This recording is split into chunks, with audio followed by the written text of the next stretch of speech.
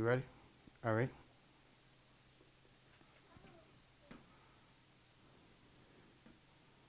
Want to welcome all of those that are joining us from the Greenwood campus, also from the Greenville campus, and to those who follow us on the Virtuous campus. I want to thank District Elder Jeff Akers and the I Am Church family for allowing us an opportunity to be here again. We've been here 1 year, looking to grow, looking for those that are part of our Virtuous campus to come in and also be a part of our class. We have service here now in Greenville at 6650 Frontage Road. That is Thomas E. Kearns Elementary School. I look forward to seeing you on Sunday mornings from 11 to 12:15. Please come and join us. We've been talking about transitional behavior, and I want to give us a few pointers this afternoon about the type of behavior that we have and the behavior that is going to take in order to reach another level in Christ. If you are on the Virtuous campus, the Greenwood campus, the scriptures is 2 Samuel 5 and 10. And then, and that's in the King James Version. Then we're going to read Deuteronomy 10 and 12. No hoodies. Deuteronomy 10 and 12 in the Message Bible. 2 Samuel 5 and 10. Uh-huh. And David went on. And I want you to note that if you're writing, to have effective transitional behavior, there has to be something that you evolve or come into, some level of awareness that the present time, the present day, the present situation is not going to work. It's not going to advance you.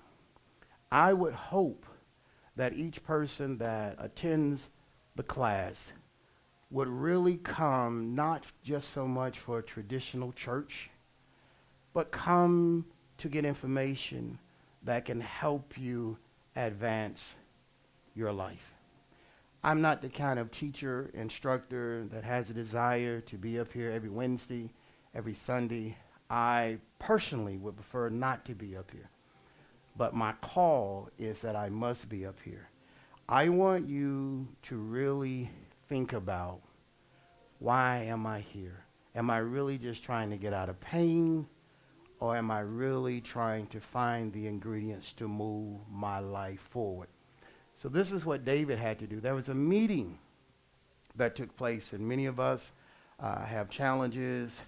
And with these challenges, we tend to run into situations. And young man, your mother told you not to be on your phone, so take your phone and give it to your mother. Yeah, I'm talking to you. All right? Because where parents are not doing it or don't see, I'm going to start changing the concept and the perspective.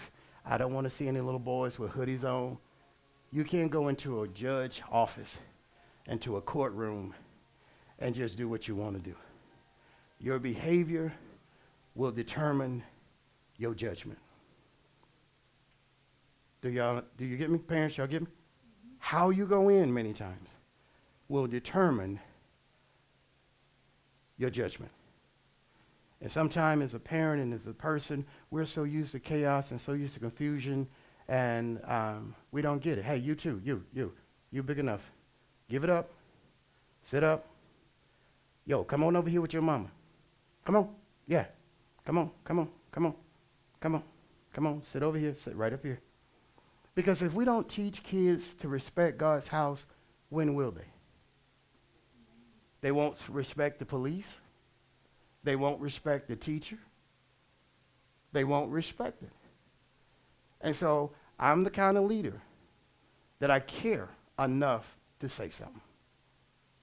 Not personal, not trying to tell anybody how to raise their kids, but if you're going to be in my atmosphere and I'm trying to get a word from God, I need your undivided attention. All right? And if the kids get their behavior together, I'd be glad to send them back and let them play and bring them pizza and do all that. But right now, we have a huge behavior issue. Okay?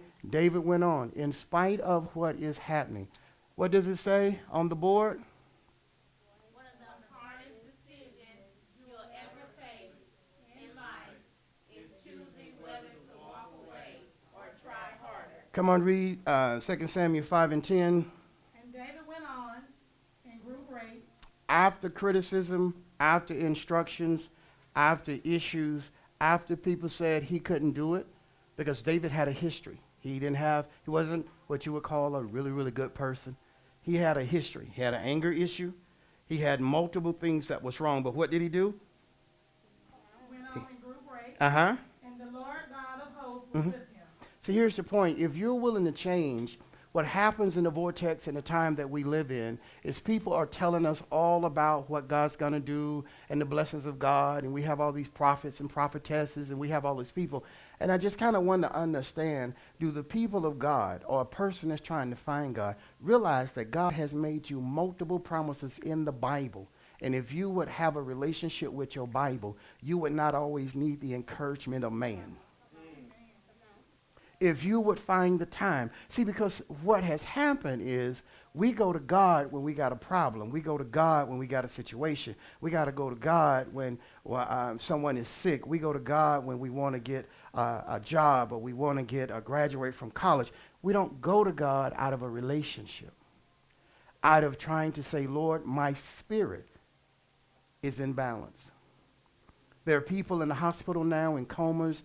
There are people at the morticians that have lost their life. The body's intact. The mind's intact.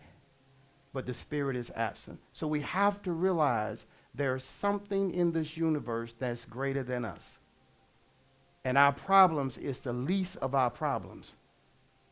Because it's one thing, every problem that you have, and I want you to say this with me, is temporary. When you lose your life, when you transcend to the other side, you have an eternity that you have to spend somewhere. So which would you really want to focus on? My issue now or my preparation for eternity? Does this make sense? And I'm going to show you how to do that today. Here's the things that changed. For people that want to know that hadn't been here, those that are joining us, is his attitude had to change. But I want to share something with you. Before your attitude can change, your thoughts have to change. How many of us are doing the necessary things to change our thought process? Most people who have issues are always defensive before they listen. You ever notice that? And it could be a real problem, but they don't want to listen. So even though you have a point, people don't want to listen. Because if you listen, you could create a solution. If you reject it, nothing changes. His thoughts change, his attitude change, which means his behavior, his mindset, and his approach to the interaction with God and God's people change. We've been talking about culture because we're talking about transition behavior. Here's something that I started last week that I want to pick up. Please write this. Culture, saying things versus doing things. And are we aware that there's multiple ways to build a culture or multiple ways to destroy a culture? So I'm going to ask you, because most of you are in here are parents and you have kids with you, I want to ask you what type of culture, now follow me, are you setting? Or what type of culture are you accepting?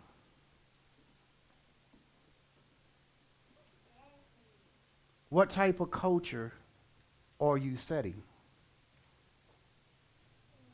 Now, I want to go ahead and give you this one word. Setting a culture is going to come with conflict because people will not want to adhere to a culture change.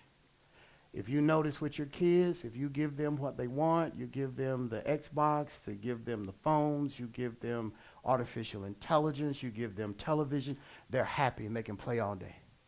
You bring them into structure, they have attitudes, they have moods. Here's what I would say. What's going to change at 9 that will be different at 19? What's going to change? And here's the psychological perspective. Well, they'll grow out of it. No, they'll grow more into it because there's been no accountability, no structure, no order, no training, no development, no accountability, no respectability, no acceptability in their life. So if you don't teach them early, it's almost impossible to gravitate and expect from them later. Does that make sense? Here's what happened. What are you saying? Things that we say. We say with our mouth, we say with our mind. But what are we really doing? Are we doing these things? Because to set a structure, to set a culture, something has to be dug out. If you're going to put in a telegram pole so there can be power to the community, something has to be dug up.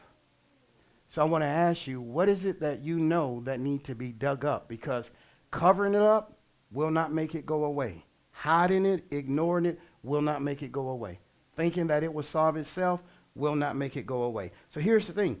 Check for signs of infection. What does that mean? Do anybody remember the things that I gave out? I don't know. I think I may have them. Once is a what? Anybody remember that? We were talking about behavior. I think I have it. I just got to find it. Here we go. I'll give you a chart. Someone asked me to post it on social media. Here's an issue we never get to, and it affects us in more ways than one. Once is an accident, twice is a mistake. 3 is a behavior issue. 4 is a repeat offender. 5 is habitual habits. And 6 is ridiculous. This is in anything, in any form, in your life, in my life. A kid will make a mistake. That's fine. That's an accident. Happened. Sometimes they're repeated. That's a mistake. But when a kid or a person or a human keeps committing the same fraudulent crime, now it really becomes a behavior issue. And so I've noticed with people in communities, when they can't have their way, you're the worst thing in the world. I just got out of a meeting earlier where the people that were complaining were the people that were in violation. And I think we don't do a good job sometimes in relationships and as parents and interaction is that you're in violation of what's right. You're in violation. And you take that attitude, you take that stubbornness, you take all that, and you're going to go out here in society, and society is going to do things for you. I don't know if you're aware of the new immigration laws that they're trying to pass. If you don't have skills, you can't get in. Where's the humanity in that? You may not have skills according to what is written, but you may have other skills that are assets. But now we're trying to segregate people based on if you have the skills that we say that are qualified. And what sometimes we're doing as people is we're trying to pass bad behavior on off with excuses. Once is an accident. Twice is what? 3 times is what? A behavior issue. 4 times is what? 5 times is what? Habitual habits. And 6 is what? Ridiculous. Now I'm going to show you something here in Deuteronomy 10 and 12, and I'm going to give you a couple things and let you go, because I know kids are finishing up school. Here's something I'm going to give you early. Listening and development. And developing is a skill. You cannot be effective with a person who will not listen. You cannot resolve a problem if an individual will not listen. You cannot develop a culture if individuals do not listen. You cannot change the course of a person's life if an individual does not. Then I'm going to ask you a question. Then why are we always dealing with somebody's attitude?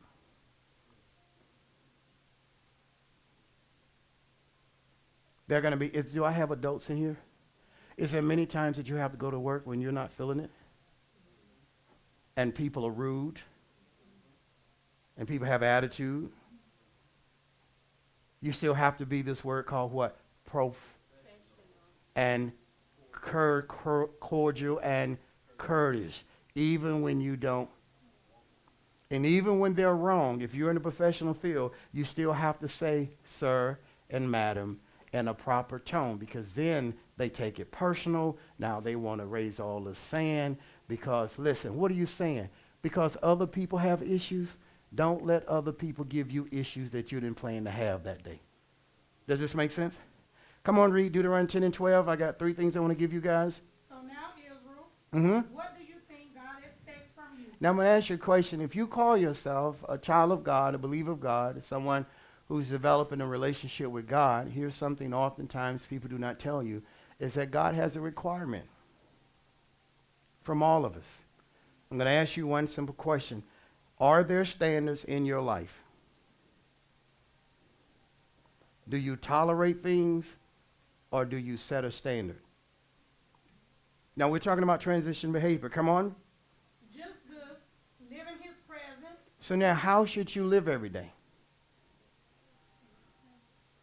So I'm going to go ahead and give you the caveat to one of the words that I'm going to use this evening. Then if you're in the presence of the Lord, then why are we procrastinating? What does it say? One of the what? Hardest decisions you'll ever face in life is choosing whether to walk away or try harder. Now, how many people are sitting there doing neither one? So when you don't do either one, what do you set yourself up for? Failure. And because we are emotionally attached to something or someone or to a situation, what do we want to do?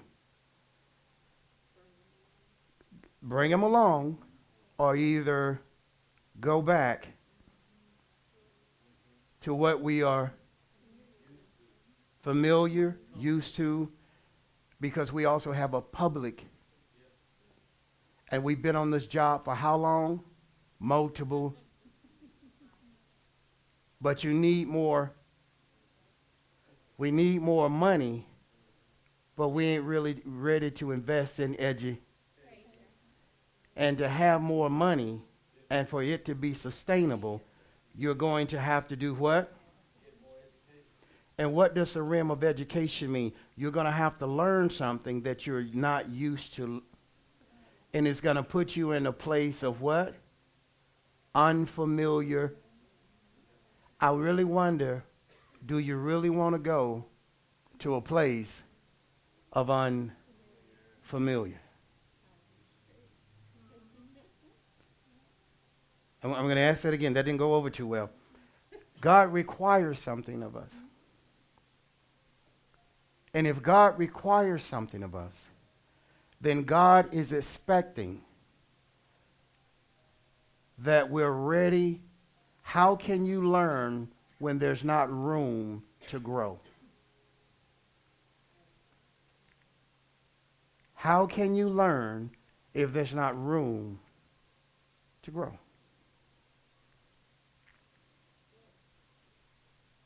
How can you learn if there's no room to grow? And growth will put you in a what? Unfamiliar. Come on, let's read. Oh, here's a question real quick. I think one young man said that it's not possible, but I'm going to ask you the question. Where is the room for what you're asking for? Now remember, we're talking about transitional behavior. Anybody here not ask God for anything? If you've asked God for something, raise your hand. I'm going to ask you the question, then where's the room? If God says, I'm going to deliver to you, where's the room?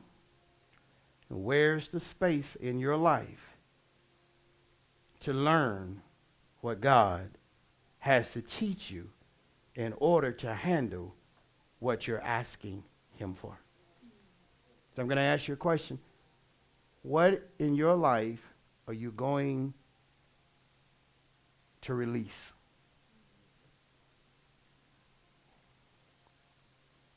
Now, see, what the old school preachers would do is they just start listing a bunch of sin. Yeah, you're going. No. This is a new age teaching. That's why I don't have a problem looking people in the face and saying hard things. Because I believe in levels of accountability. If I'm going to deal with pressure and I've got to force myself to come here and teach and I ain't really mentally ready to teach and I've got to get before God and clean my little raggedy self and ask God, what does your people need to hear today? I'm asking you the question. Where's the room for what you're asking for? Because here's what people do in a therapist kind of setting. If someone comes and they want to be in the room with a therapist, here's one of the major things therapists notice right off the bat. They talk about everybody else except for themselves. They talk about what she did, what he did, what the job did, what the children did, but they never talk about themselves. So my question is, where's the room for what you're asking God for? Come on and read. Just as live in his presence. Now come on, if you're going to live in his presence, then you cannot do what? Go back and change the past. I want you, come on now, I got to pick up the pace. Look at somebody and say, why you keep looking back?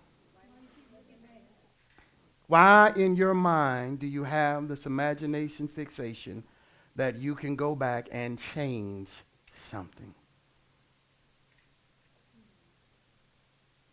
You cannot change a person. Come on. Come on, y'all looking rough. You cannot fix him. You cannot fix her. You cannot fix your boss. So why would you let your boss upset you every day? Oh, I wish that. You cannot fix that raggedy car. At some point, it's non-repairable. At some point, there's no rubber that they can put on those tires. He must have said something funny. What did he say?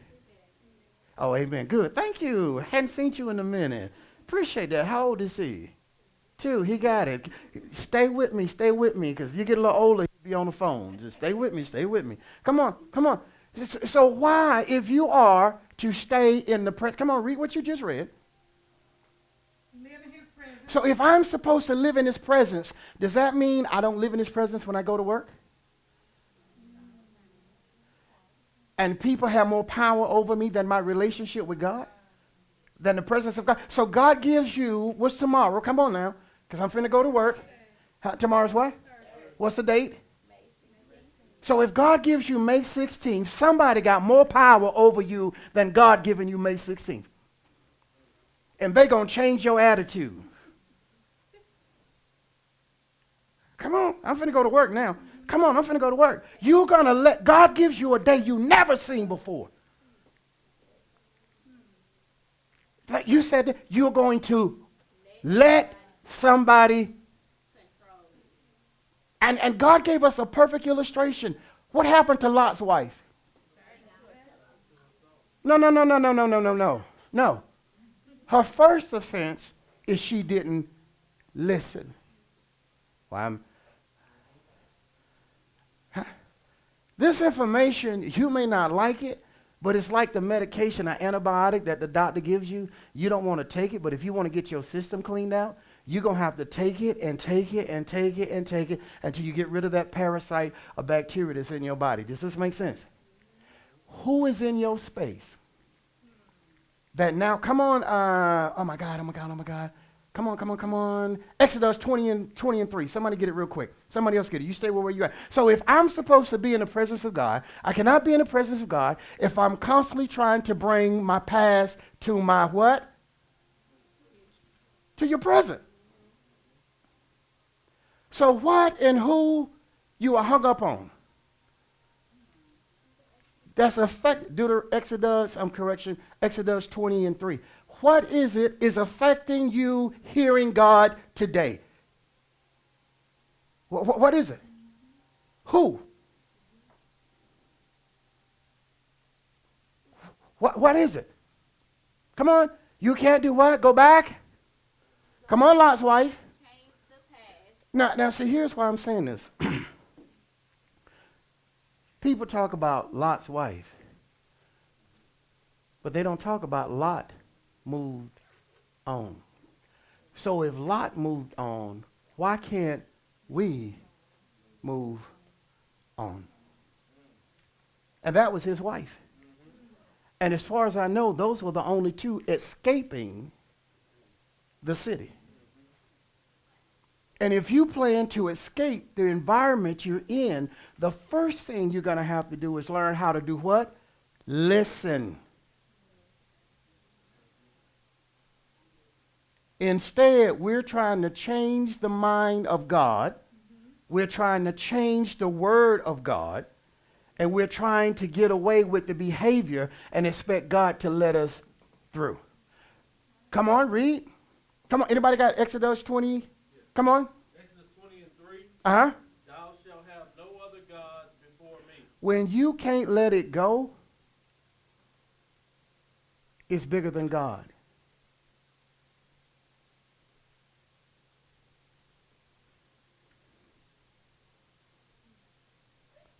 It's at a point of being ridiculous. When you can't let it go. Do y'all know how we don't let it go? Can anybody be honest with me? You're still thinking about it. So that means it's in your spirit and it's in your, and every time you think about it, you activate it and you send a message to that spirit that I'm still yearning. You are an addict to destruction. Because anything that is bigger than God is what? An idol. You cannot go back and do what? Change the past. So do what? Look to the future. So listen to what it says. What does it say? It says stay in the what? The presence. Presence in holy reverence. And what? In his presence in holy reverence. So you should have a calm and a peaceful spirit. Doesn't mean that you're going to remain that way all day, because somebody's going to come along and upset the apple cart, you know. Somebody's going to come along and you're going to not be so holy. All right? Come on. Follow the road he sets out for you. So look to the what? Are you, let me ask you a question, powerful question, and I'm going to get to my closing. Are you really ready for the future? And do you really want a future? Because if you're holding on, then you can't look to the future and still live in the past. Am I making sense? You cannot do it. It doesn't work. Come on, read. Love him. Serve God. So love him means you're telling God, I made a mistake. And whatever it is I did or said, however my action behavior was, I made a mistake. I had an accident. But Lord, I don't want to be an habitual offender. Because I've made a mistake. How many times? And what do we say? Once is a? Two is a? Three? Repeat it. Come on. Y'all didn't write none of this down. Okay, come on. 5 is habitual habit. Uh-huh. 6 is ridiculous. 6 is ridiculous. Where are you at on the scale? Where are you at? Come on, read. Serve God, your God, So now, how do we serve God? How do we serve God? with everything you have in you. So now, if you're going to serve God, guess what we're going to do? We're going to what? You're facing is a test to see if you're truly committed to the life you say you want. So when you are at a point of decision, fork in the road, changing courses, what you ask God for, God's trying to see if you really want it. By giving you a test that you're unfamiliar with, that's going to cause you to struggle. And in that struggle, God's going to see if you are willing to listen and develop a plan, and charting the progress is key. Am I making sense? Problems are great until you become knowledgeable and reach another level of spirituality. I'm going to say this again. When you are struggling, it's another set of steps in your life. And oftentimes mentally, we're not ready for the step. But God says you do not have time to keep going back and forth in your mind. Ask me why this is such an important word. Most people don't know how and why they're struggling. Are you struggling from? Are you struggling with? Or are you struggling to? There's 3 forms of that struggle. Most people are struggling from. They're not struggling with adapting to a new behavior and a new lifestyle. They're trying to get approval for dysfunctionality. Does that make sense? And this is when people are venting, not searching for solutions. So now it becomes a behavior issue. Does this make sense? Come on and read Deuteronomy. Obey the commandments. So first of all, if I'm going to be blessed, I'm going to have to deal with the struggle of facing the test. Do anybody know what the scripture calls? And some people do it in life. I know in certain phases of life when people have health issues, they have this thing called testimony. What does a testimony mean? It means someone has overcome something. Does this make sense? I may be getting the scripture wrong, but I think it's in 1 John 4:1, where it says, ye are of God, little children, and have what? You are of God, little children, and have overcome. I think it says overcome the world or overcome them. All right? I'm going to ask you a question as I get ready to head for the close. What are you willing to overcome? I'm going to say this to you. It's hard to overcome the very thing you won't recognize that's a problem. It's hard to address something if you don't see it as an issue. It's hard to change your life if you don't see that there's a problem with your life. Am I making sense? See, people tell us how great God is and God is coming and he's going to do all this miraculous stuff. But we just heard that God has a what? A what? Requirement. Does this make sense? So in that requirement, what is it that we have to do? Here's the thing I want to close with. What will we do if God answers our prayers? Let me give you an example, and I shared this with someone. Here is what is happening. Is we'll go to people, and I think this has to be taught. We'll go to God and want something, but won't make room for what we're asking for. And as soon as God blesses us with it, we immediately forget God. Do you know that everything that you and I ask God for, God has a standard that we should meet? When you ask God for something, you should not make excuses to stay out of his presence. And that means stay out of church. I had to have a conversation with someone. You used me as a reference. You wanted me to recommend you for the job. But as soon as you got the job, you didn't tell them, I need to go to church at least one day a week. And I look at it, if it's a child under 18, I look at the parent. And if you're 18, I look at you. Because how do you ask God for something? Lord, help me find a place. Lord, help me find a house. Lord, help me get a car. Lord, help me graduate. Lord, help me get this. And God answers your prayer. And let me help people. Let me help people with this, because I've heard people so naive. They say, well, if God didn't want me to have it, why did he give it to me? God gave it to you to see if you're going, is a test to see if you're going to change your behavior and come up to what you ask him for. Can I make it plain? I'm getting ready to close. God, Lord, I can't sleep. I don't have peace. You won't pray. You want God to give you peace, but you won't pray. You won't read his word. You won't go to church. Some people have said, I've heard people say, well, I keep changing jobs, I want, and I don't know who they're lying to. They're like, because I want to go to church. I want to go to church. You get off at 5. Church isn't till 7. And you still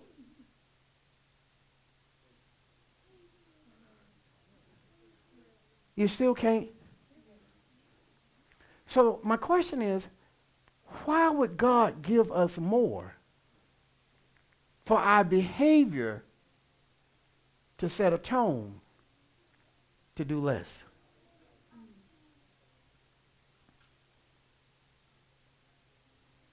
Transitional behavior means, Lord, I'm asking you something, and I'm going to grow into it. I'm going to grow up and be a good deacon. I'm going to grow up and be a good deaconess. I'm going to grow up and be a good staff member. I'm going to grow into this because, Lord, you took this burden off of me, and I owe you with my service to your kingdom. I owe you because you changed my mind when I was about to lose my mind. You kept me together when I wasn't together, and yet I can't live nothing to help somebody get themselves together.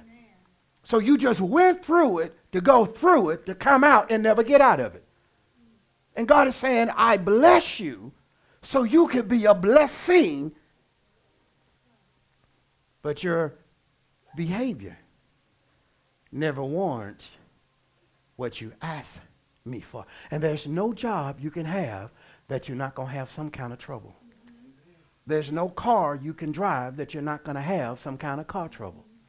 There's no relationship that you're going to have that you're not, but you got to know the difference between overboard.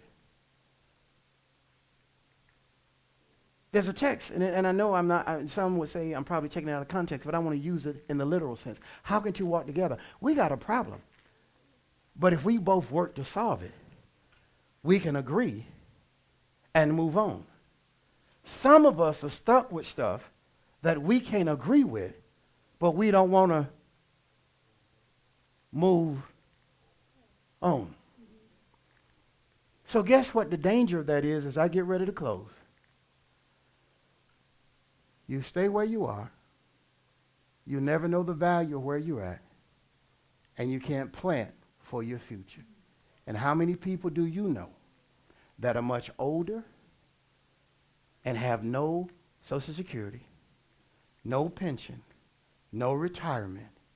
And then people will say, boy, I wish I could go to church, or I wish I had the health that you had. What did you do with it when you had it?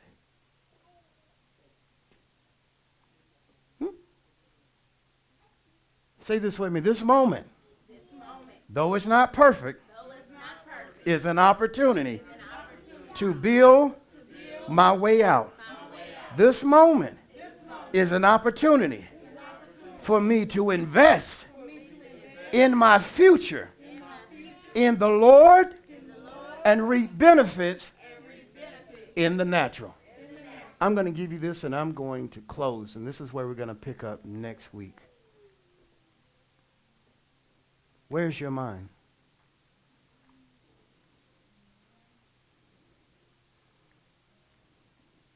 Here's what I run into. People want titles, but they aren't ready for responsibilities. And so as we get ready, because we only got a few more weeks with transitional behavior, and then we're going to go to focus. Fear has what? Too many. Forget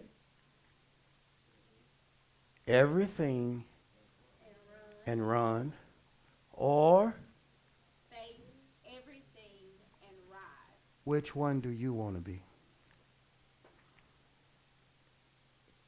And let me say this to you as I get ready to close. It's not going to come out of your emotions. It's going to come out of your heart. What do you want? What do you really want from God? Where do you really want to grow? You see what I'm saying? This is what people have never said to some people. If you don't have a future, how can your children have a future? Am I making sense? If you have fought to get to A, you've got to fight to get your children to D. Does this make sense? You can't tell a child something you're not willing to go through. Am I making sense? I want to say this, and I'm getting ready to close. Every parent, you are the standard. Your environment you create. you have to raise your standard. Because each one of us should be living to stay where? In the presence of God. There's a song, I don't know if it's a song or a text, that says, in the presence of the Lord, there's what? Fullness of joy. Let us work as we come back next week and we talk about fear, the meaning. Forget everything and run, because some of us are at a crossroad. And we have anxiety. And we begin to procrastinate about making hard decisions. Hard decisions are part of the reality of life. Some people are going to be happy. Some people are going to be upset. And some people are going to not get it. But there's that few. You got to figure out where you want to be. You want to rise or you want to be rode? I'll say it again. Everybody stand. You want to rise or you want to be rode? Question?